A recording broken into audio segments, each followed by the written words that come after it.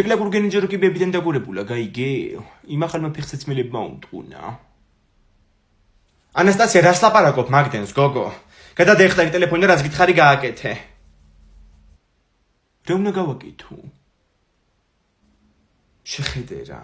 გოგო, არ გითხარი წეღან? ლობიო უნდა გაარჩიო და დაადგა მოსახარშად. მე საყიდლებზე მივიდივარ და მალე მოვალ. ჭკვენად იყავით.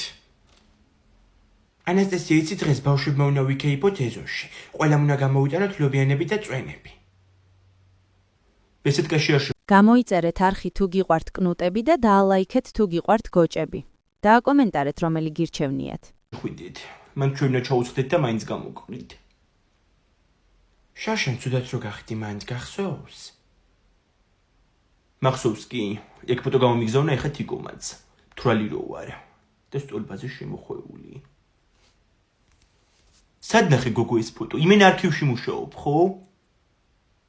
კიდე ტელეფონზე დაიწყო ლაპარაკი. ჩუმად იყავი რა, მულტფილმს უყურებ.